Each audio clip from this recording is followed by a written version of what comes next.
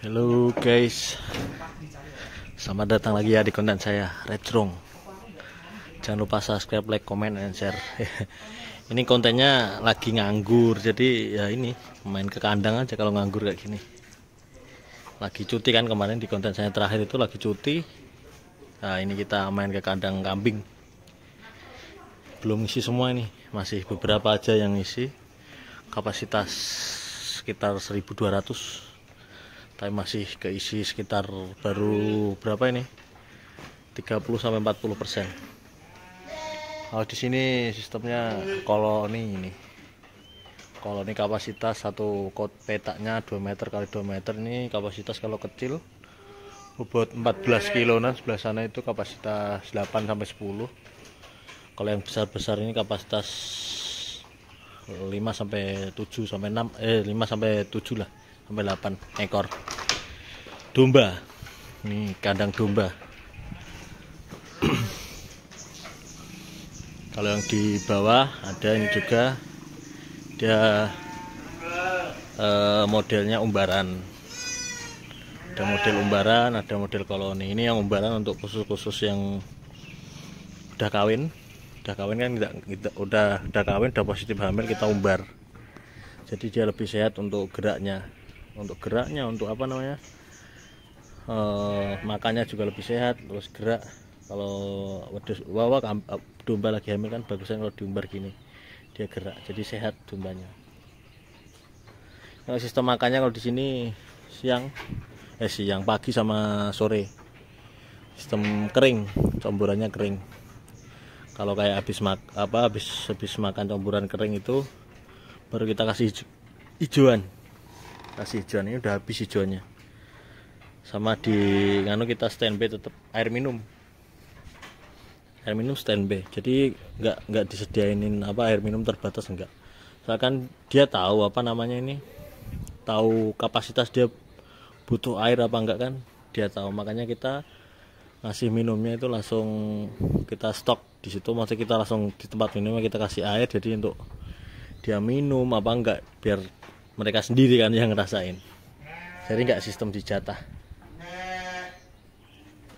Kalau sistem umbaran juga sama, kita sediain minum, sediain makanan, jadi mereka lapar makan sendiri, mereka letih lah pengen minum sendiri. Kalau untuk masalah comburan tetap sama, pagi sama sore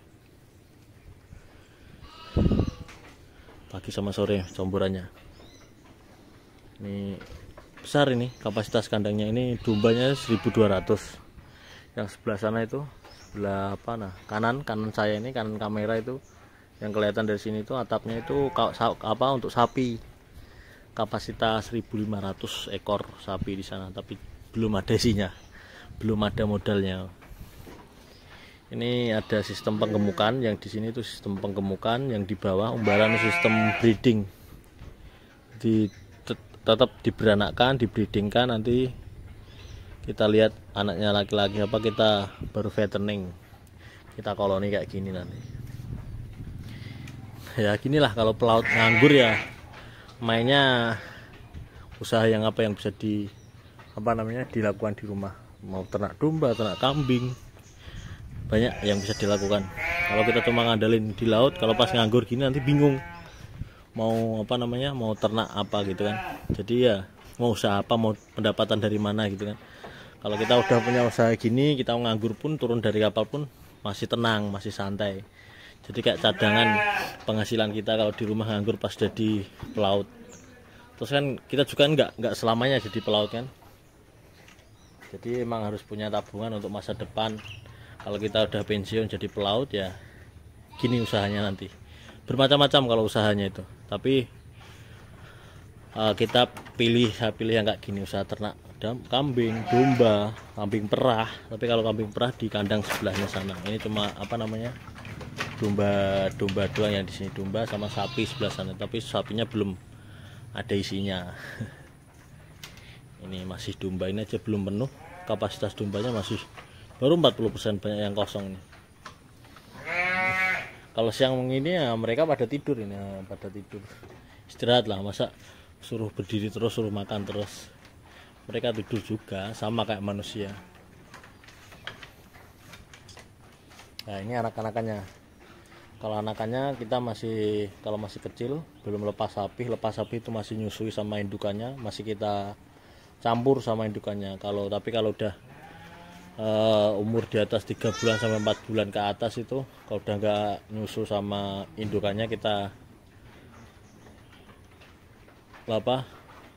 ini pisahin sama indukannya. Nanti indukannya kita breedingkan lagi misalnya. Kalau pas birahi pengen kawin, masa kawinnya ya kita kawinkan. Nanti kalau udah hamil kita turunkan, kita nggak koloni lagi, kita turunkan ke kandang yang bawah itu umbaran, biar lebih sehat pas hamil itu. Karena itu juga perlu, karena biar dombanya juga sehat. Ini udah langsung ada bang pakannya itu sebelah sana ini. Jadi kita kalau buat ternak gitu emang harus nyiapin juga semuanya.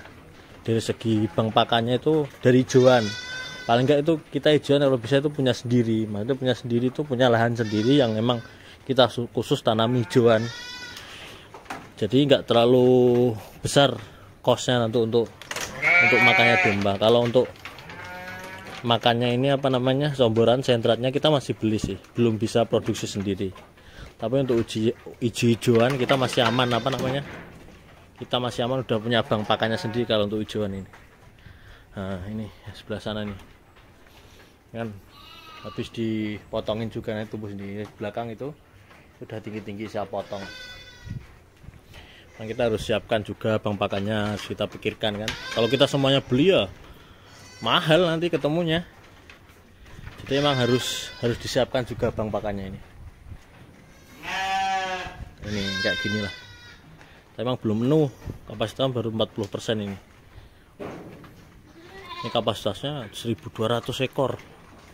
Nah kita kesini kan main-main, ngobrol, kita siapa tahu kita bisa dapat ilmunya untuk nanti kita bisa ternak sendiri di rumah kan gitu.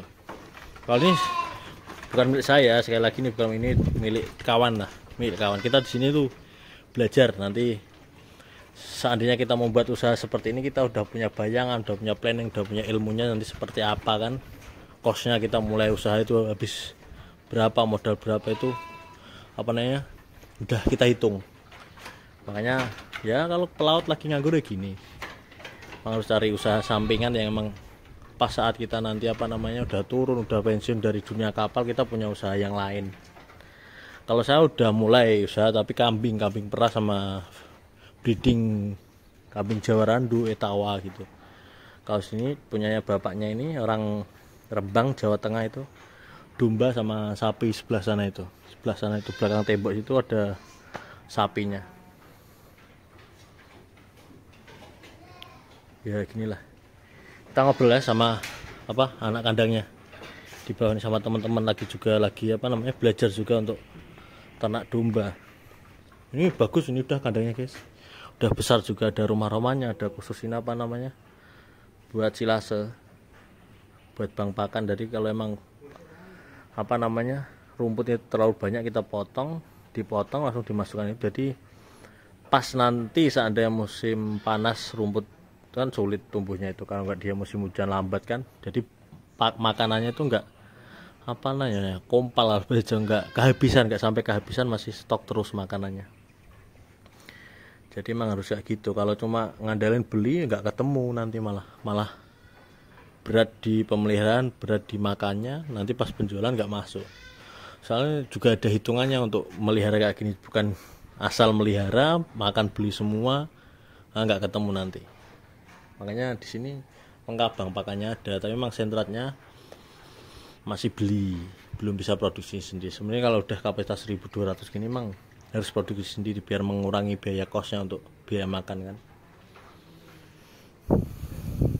Kalau ini yang hijauannya udah produksi sendiri, udah tanam sendiri. Lengkap di sini, ada kantornya, ada dapurnya, ada tempat tinggalan untuk anak kandangnya. Emang modalnya harus besar kayak gini. Kalau yang merintis kecil-kecil ya, kalau kita pelaut lagi baru-baru, modal cuma sedikit, ya kita buat yang kecil-kecil dulu, yang sesuai budget kita lah untuk buat itu. Oke ya, saya next video mungkin itu dulu dari saya, karena udah nggak di kapal, kontennya ya kerjaan pelaut kalau nganggur lah kayak gini, cari-cari usaha yang masuk apa. Oke, thank you buat semuanya udah dukung, yang udah subscribe, like, comment, and share.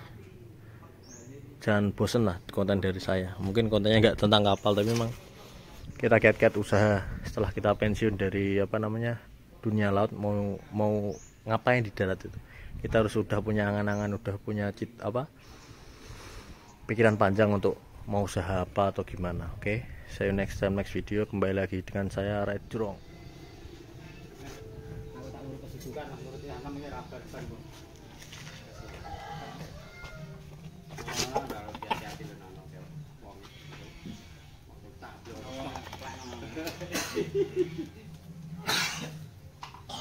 Persis ke Wendel bisa